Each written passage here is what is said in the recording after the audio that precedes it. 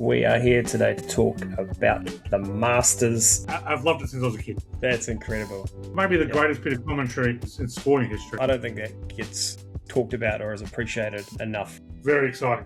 Teddy, welcome in. We are here today to talk about the Masters, one of the great golf tournaments, probably the greatest golf tournament there is.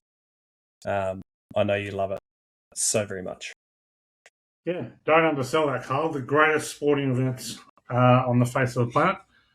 I was lucky enough to go there in 2023. Dropped it in less than 30 seconds into the podcast, but that's probably longer than I normally do when I get into a conversation with another male. And I would trade going to any other sporting event for the rest of my life for another week at Augusta National. It was that good. I'm not a religious person, but the closest I've got to religion is walking on Augusta National. I love it, and I'm very jealous. To this day, I've still got a Masters umbrella that I big dog it with at the school pickup. Fire off, I've got a little Masters chair that you take around to lock in your spot at Augusta National that gets taken to some kids' sporting events that completely big dogs it. You just pull it out every now and then. Oh, have you been to Masters? Well, funny you should ask that. Yes, I have. Would you like That's to hear incredible. That's incredible. So, yeah, Nice.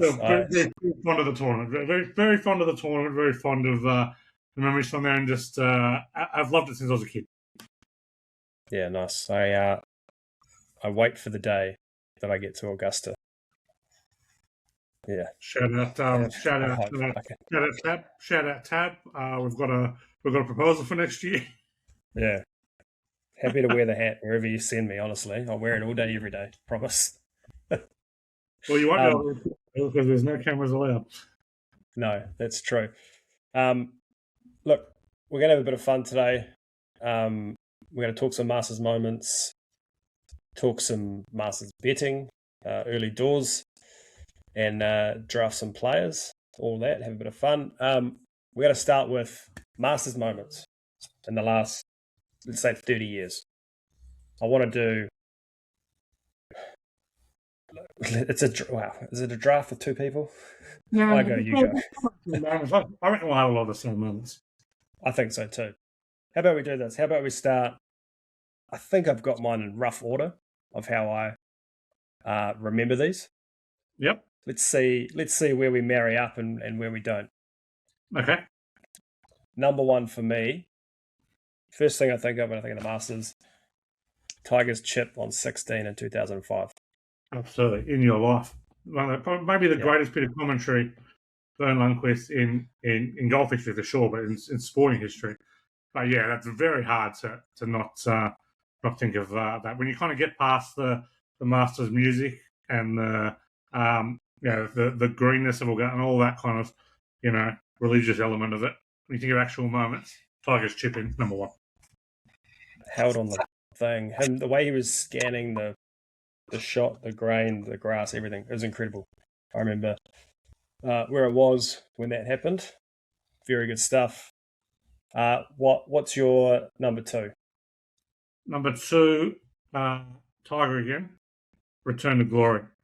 I have bad memories. I think I may have even watched some of that with you. I think I was in New Zealand. I was in New Zealand at the time, and I was on Frankie Molinari, who was laughing until he found himself in Rays Creek. And that was the end of his tournament. But, Tiger, out of nowhere, was his first major in, over a decade, something like that. It was a long time. And no one thought he'd win again. He certainly hadn't really been contending a lot. And then to come out and win the Masters in 2019, incredible. And you look back on that in 50, 100 years and think, how did he win, considering how little golf he has played in the last 12 years? And if he'll ever play again, we'll soon see. But incredible. He did win the Tour Championship in 2018. Yeah. So it wasn't like he was out of nowhere per se, but I get what you're saying. It was 50 for a player who at his pomp was 6-4, 2-1. Yeah. That was. I don't think that gets talked about or is appreciated enough yet. I think it's still too recent memory for people to kind of compute what actually happened in that. I think people think Tiger may actually come back and be good again as well, which he just won't be. So when people kind of realise this was the dot and this was the exception rather than the rule. Like I'm one of those. I'm one of those people that I still hold on to that hope, but I think I know as well that it's not going to happen. No. The only sad part about that was that how good the call was with Vern Lundquist, how bad and contrived the return to glory was from Jim Nantz. It was very soppy, very gross, I thought. But other than that, it was great seeing his mum. All that stuff was unreal. So that was number 3 on my list, but I reckon I know your number 2. I reckon I've probably got those 3. But I specifically had Tiger's shot on 16 in 2019, and he nearly aced it. Yeah, but 2019 as a whole. Number 2 on my list was Rory's on 15 last year. That shot into 15 was incredible. I watched it again today, and I got goosebumps watching it. Yeah, I'm not the biggest Rory fan, so I probably didn't enjoy that as much as it was. There was some shot on. I was also taking him on that tournament, so not great for me. Unbelievable story. Like the Masters just brings up these great players, and why Augusta National, why the Masters the great is it because it just brings out like all the great players have won the Masters. Yeah, like if you 100%. are one of the elite players, you have won the Masters because that's what it does for you. So, great shot and great Sunday, and the drama on Sunday, the missed putt on 18 to send to a playoff. Rory. And then the shot into 18 again in the playoff. I know. Huge. Incredible. What have you got next? My 3, I reckon you've got someone less. Bubba's Pine Straw shot. Yeah. Big banana shot. What he put it within 15 feet. Yeah. On 10 in the playoff. It was an incredible shot. Absolutely incredible shot. Yep. I have Adam Scott winning in the playoff, 2013. That putt, and more so the way that he got Stevie Williams in there to read the putt. And he, the story goes, Adam Scott was like, I'm going to go here. He goes, no, you need to go further out. We've had this putt before with Tiger. And then sure enough, he holds it, wins the jacket. That was awesome. Well, it was even a little added bonus for us as Australians to have the first Australian win the Masters. It's been close a lot of times, of course, famously with Greg Norman a couple of times. It was, Adam Scott has never been my favourite Australian player. But truly, if you're putting together the greatest moments in Australian sporting history, there is not a list out there that does not have that in the top 5. Like that is, that's a single moment in Australian sporting history. So, I had that at 5. My number 4 though was probably the flip side of that, the shark collapsing in 1996. To me, still the most vivid match play round of golf that I can remember at Augusta. Was I think he led by 6 shots at one stage over Nick Faldo and managed to lose it with some of the most moronic decision making you've ever seen in your life. And it was classic shot, and also one every Australian knew was coming. Like I remember as a 14-year-old knowing Shark will blow this, not really understanding how big a lead 6 shots was. Knew it was a big lead, but it was just like, he's not going to hold on. It's the Shark, and so it came to pass. I think he was 6 shots clear heading into the final round, and by the back 9, he was all square. It was gone. Yeah. It was completely gone, and there were some bad shots in there, but there was just some awful decision making, and just the stuff you can't do around Augusta National. Anyone with experience knows you can't do, and that's why it's not really one for a course for rookies. But he'd been playing there for a long time. This wasn't the front end of his career. He had the experience, so that's classic Shark for you though. Swashbuckling, bullish, believing his own ability, and always almost reminds me of my own game.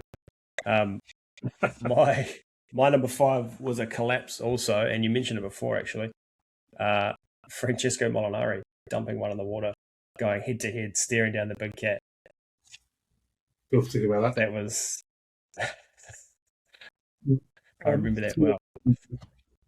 From a personal point of view, I followed John Rahm around a bit in the last round when he won, and he went on the trees on 2, and I was from me to my laptop screen away from him when he played his shot from the trees.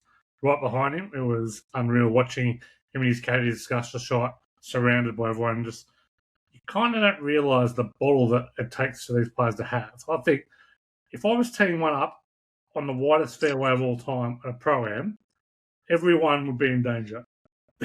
Everyone, and these guys are so precise with how they hit the ball and so confident. Like they just need this small tunnel to get through it, and they're fine. Yeah, so it was pretty amazing to see. And then of course, 16 holes later, had is celebrating on the 18th. What was the problem? The days of golf? I think the leaders played maybe 33 holes that day. 32 holes. We got onto the course at about 6:30 a.m. and we didn't leave till maybe 8:30 p.m. Like it was a long, long day. It was unreal. Yeah, wow. Very good. I think that's the problem with all golfers. Everyone thinks they can hit that small window. These guys actually can, though. But even the worst player on the PGA Tour can do that. Whereas, the best of us, there's some risk. I'll give you a couple more that I've got. Phil from the Pine Straw on 13 in 2010. Great shot. Spieth dumping 2 in the water in 2016, defending. That was unreal. That was one of the great collapses. And you know what? Never really recovered from that. No. And then I've got 2 from Louis Oosthuizen. One, I don't know if this gets talked about as much as it should or shown as much as it should. His hole-in-one on 2016. In 2016, he's out of it. He's +6 at this point. Yeah. You know what happens? No. So he hits it up on the right, funnels down. His partner, I don't know who he's playing with, but his partner put one in close, sort of this far. Off the ball? Tracking. The commentator's saying, don't hit it. Hits his partner's ball. His partner's ball lips out, and then his goes in. It was wild. Wow. Incredible. Very good. And then his albatross on 2 in 2012. Yeah, that was incredible. Yeah. The other one that comes to mind, story comes to mind from the Jordan Spieth one was Danny Willett's Masters, one of the most unlikely winners, and he met Sir Alex Ferguson, who was there afterwards. And Sir Alex Ferguson's come up to him and given him a bake, saying, "Congratulations, but you've just cost me a fortune." He'd had a big bet on Jordan Spieth. Oh no! I might be wrong on this, but I think Danny might be a Manchester United fan, so I think there was, bit of love there until then. Nice. All right, when you look at punting on the Masters, Teddy, I know you're a big stats man. What are the 3? Oh, this is probably the biggest horses for course there is in the year for these players. What are the sort of top 3 things you're looking for in a player? All right, I'll give you just a little kind of game profile, and I'll give you the 3 ones I kind of look for to really tip me over. You need a good short game. Good scramble is absolute key. Yeah, excellent approach game. Strokes guaranteed degree is absolutely the most important. So I think you need to have some length off the tee. Par 4 birdie or better is always the best guide. And par 5 scoring is key as well. From a course correlation point of view, the only one that matters for mine is Riviera. I think that's all that really matters. That's the winners there go back and forth. Bubba, Scott, Hideki, Tiger, on and on. But the 3 that I really look at, I think are super important. 11 of the last 13 Masters winners have gained at least 1.7 strokes guaranteed to green in the prior 3 months. 15 of the last 16 Masters winners have ranked top 20 in the data golf rankings. So it used to be pre-correlated OWGR, but not anymore. And I look for someone who has a top 20 at Augusta previously. I think you need experience there. So people who've got at least 5 Masters under their belts get a push in my model. And anyone with a previous top 20 is a huge push. Yeah, I like that. I'm very similar. Like we say, it's been the same sort of stats year in, year out, forever. This is no good stats since we've been probably doing this for 15, 20 years. Right? Yeah, exactly. I guess the other call outs, not necessarily stats, but like first timers, no thanks. I think Fuzzy is the only one who've done it. Fuzzy's the only one. Ludvig was second in his first time, but who was that, sir? Ludvig Aberg. Yep. Defending champs. See you later. As much as I love Rory, can't back him this year. I like recent form and a previous top five at the Masters is desirable as well. Also important, when you say on recent form, one of the parts of elements of my model is a top 20 in March is usually pretty good. I think nearly every winner going back kind of 15, 20 years has had a top 20 in one of kind of previous 3 or 4 tournaments, no matter whether it's DP, Live, or PGA Tour. Top 20 is pretty cool. It's just an indicator. To me, it's just not the be-all and end-all, but it's just an indicator. And I'll tell you one person who does not have a top 20 in March, Rory McIlroy. This year. So, kind of going off your guide there. Yeah. And I don't know if you said it before we started recording or not, but world rankings, sort of the top dogs always are the ones you want to play here. Yeah, I'll give you a stat from Dargoff. The last 4 winners have all been in the top 3 in data golf rankings, and I think it's like 9 of the last 13 years have been in the top 10. Yeah, right. Data golf is pretty good now. I think it better assesses form than the OWGR ever did. But you used to be a lot more correlation between that. But obviously, OWGR means nothing now because of the live stuff. But I think there's a lot in that, and so I look I pretty much rule anyone out of a big bet. I'll still spec something outside of that top 30, but from 11 to 30, I take a little bit off, and from 30 downwards, it's a real spec from that stage. Yeah. Well, then with that, how about we do this? How about we pick? Give me your sort of 3 top bets you're looking at for winners. I'll do the same, and then maybe we do a little back and forth draft of players to see who wins. Lowest score overall wins. Do you want the 3 bets, or do you want a horse, a mid-tier, and a roughie?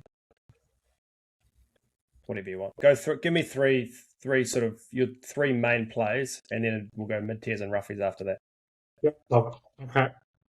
My best bet of the tournament is Matthew Fitzpatrick at $26. Top 30, yes. March top 20, yes. Augusta top 20, yes. One of just 11 players with 1.7 plus strokes gained to the ground in the last 3 months. So, absolute tick there.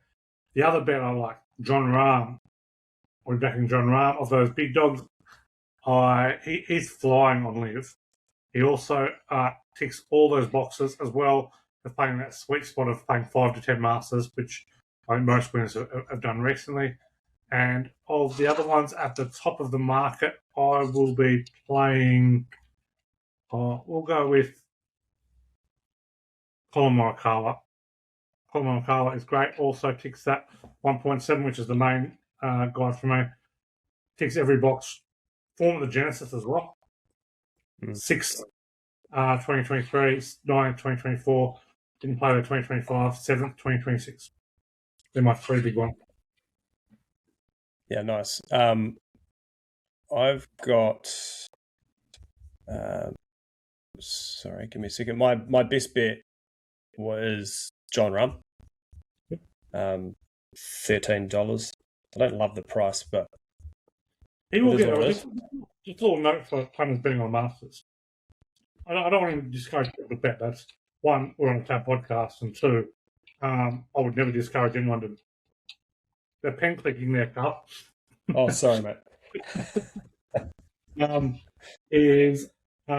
Prices go out on the week of the Masters. You are going to see much better prices next Monday and Tuesday when the field's locked in. That's just the way of golf betting works. You're going to get best prices on a Tuesday and a Wednesday. So, you know that John Rahm? I'm not saying he's going to be 21.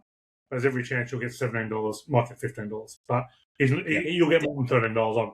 I'd have a pretty bet on that. So, hold your horses there. And that's for the favourites. If you like roughies, you can get on them now before they're short enough. So, John Rahm at $13.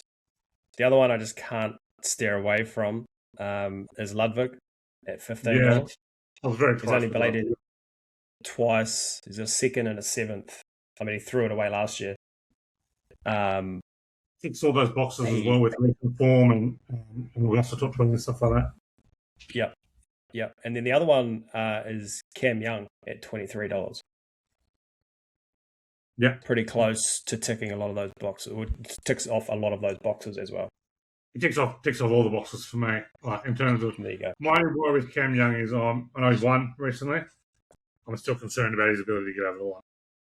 Yeah, he was a nonny for a long time, and may have turned that around. But like, if I saw him with a 3 in front of his name, I'd be interested in backing Cam Young. But 23, probably just a touch short. Maybe like no knock on him. Like he certainly kind of fit into my model of like he's a guy you can back. Yeah. All right. What have you got mid-tier wise? Mid-tier, I've got a few kind of from that 50 to 100 range. One I like the most, Siwoo Kim. One of Mawadi's who was supposed to be here but couldn't show up. Shout out Mawadi. Absolutely love Siwoo. He's come up. He ticks pretty much every box for me. Maybe more so than the other ones. Leads the PGA Tour in proximity. Second in strokes guaranteed to green this season. So that's big for me. Seb Straka, another one of those who's got 1.7 plus strokes guaranteed to green in the last 3 months. Doesn't have great form on Augusta, but does have a previous top 20. Russell Henley. His form at Augusta isn't great, but he does have a previous top 20 and just ticks every box and goes well enough at Riviera. Russell Henley's another one for me. So they're all currently $67. I think we might see a little bit more on Siwoo and Henley come next week, but I'll be backing all three of those. Russell Henley, now that I was about to say this out loud, it may have been an April Fool's joke, but I'm sure I read somewhere that he's pulling out this week and he's pulled out of the Masters. Wow. Well, he will not be a good selection. Like I said, now that I think about it, it may have been an April Fool's joke because he's still in the field in the betting. But just double check that. It looks like he's still. Okay. I think he might have been gone. April Fools. Yeah. Fine. I had a couple. One that just under $50 at $46. Akshay. Yeah. He looks great this week, doesn't he? Profiles beautifully. Don't experience the way. Yeah. Yep. And the other one, another youngish gun. He's third in the Data Golf rankings in the last 6 months. Jake Knapp. Been playing some really good golf. And he's paying $61 at the moment. He's one of those guys that I'm not going to be tipping up anywhere because he kind of doesn't necessarily fit the profile. But I have enough going for him that I'm 100% having a bet on Jake Knapp. And maybe a little bit on the win stuff, but he's the guy for me who will be that Nikolai, Will Zalatoris, that guy who is there on Sunday running out of top 10, and I'll be very happy to kind of get the $11 top 5, $6 top 10 about him now. Yep. The other one that, he hasn't been playing great golf, and he hasn't been playing great at the Masters of late, but Cam Smith at $71. He knows the course so well. He's had a couple of top 10s, but it is live, so take out of there what you want. I'm not saying back him to win, have a go, but top 40, top 30, top 20 even, you'll get a decent price. His inability to keep the ball in the fairway, combined with a lack of distance, is a major problem for me. like that. You can afford to spray it when you're Bryson and you're that far down. Like Augusta's not overly penal if you are off the fairway, but you're long. But if you're short and in trouble, it's a problem. So, yeah, I can't. Yeah. I'm with you on a lot of those, but not for me. Not as much as I love Cam. Probably my favourite Aussie golfer of all time, but I'll be cheering. I'll be going a few Aussies lined up this week. I'm surprised Foxy wasn't among your list. Are we waiting for your man in the roughies? He's one that jumps out. Like I'll play. No. I always he'll play him for a top 40, top 30. He's got a pretty good record here. Even like potential round one leader play for Foxy. So he always seems to jump out of the cannon. I think if you go back the last 2 years, he's been after the first round. He's been in the top 5 both rounds. So yeah, I think so. I may have also made that up, but he's always he's always because he's big odds. He might get $1.70 somewhere. Yeah, but like honestly, I haven't given the deep roughies much of a thought, to be honest. I sort of scrolled through and there wasn't anyone that really jumped out to me. So who have you got? I've got Jacob Bridgman, who's in great form, won at Riviera this year. Oh, yeah. I think he might be 100 to 1 when I look last. Harris English, 150 to 1, has remarkable form at Riviera, goes pretty well at Augusta, and still in the top 30, despite the fact he never seems to play on the PGA Tour. He plays as often as Tiger at the moment. And two other huge odds. I'll be having a little something on it. Top 40 make the cut. Kurt Kitayama, 8th in scrambling, 7th GIR, 11th strokes gained approach, 14th proximity, 5th bogey avoidance, 2nd at Riviera this year, 250 to 1. And at 400 to 1, I'm going to be having some penalty. He's one of mine. He finished 3rd the other day. Johnny Kiefer, rookie on the PGA Tour, leads the PGA Tour in GIR, 11th in driving distance. Yeah, as that recent 3rd, 400 to 1. I'll be playing him to make the cut in top 40 and stuff like that. So he's one a name to keep an eye on. I don't think he'll be winning, but Johnny Kiefer. Yeah, nice. All right, plenty there to choose from. Should we wrap this up? We'll take 5 players each, and then maybe we circle back at the next major to see whose 5 players total score was the lowest. Absolutely. I'm also happy to choose for Paul and give him the first pick. Jose Maria Olazabal for Paul. Should we say, let's draw a line in the sand here. If your player misses the cut, plus 10. Okay. Sounds good. Yeah, I'm only got plus 10 to it. Sounds good. Because I'm a nice guy, Teddy, you can have the first pick. Great. Oh, I will do what I probably should do and take Scottie Scheffler. I'll take John Rahm for you. I will take John Rahm. I think you might have another pick on the snake draft here. Yep, I will take Ludvig. You will take Ludvig. I will jump in. I'm going to take my man, Matty Fitz.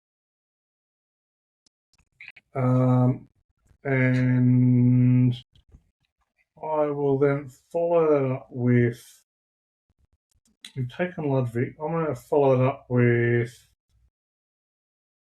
I reckon top Aussie. I think he's going to have a big tournament. Min-Woo Lee. Nice. I like Min-Woo Lee. Okay. I'll take Cam Young. Back myself. That was a mine. Rory still yeah, he's my next one. I can't leave him off. So I'll take Rory. Rory, okay. I'm going to take Bryson then. As my fourth pick. You can have him. I don't love it, but I can't I can't leave the second favourite just sitting there. And I will think with Colin Morikawa, who I really like. Okay, I will. finish mine with Tommy Fleetwood. Love it. And just confirming Paul's picks on Jose Maria Fable, VJ Singh, Mike Weir, Fred Couples, and a guy called, we've got Angle Cabrera. Good luck to you, Paul.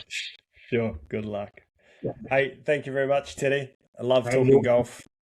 Love talking Masters. Hopefully we can get a little review or something happening post Masters. But hey, we're a week away. There's no tournament I hate more than the Valero Texas Open. It just seems to be delaying Masters chat. But I don't know if you've seen that the recent ad for it. Everything is just all the content's coming out. All I want is a pimento and a sandwich. All I want is to drink beer at 9 in the morning. All I want to do is watch the greenest golf of all time. So very exciting. Oh, you can physically do those three yourself if you like. There's no one stopping you. Not quite the same when you're not walking around Augusta National. You're like, why are you drinking beer and making a mess of the kitchen at 9 in the morning? You can do it if you want. Anyway, we'll leave it there. Thank you very much, and hopefully find a winner.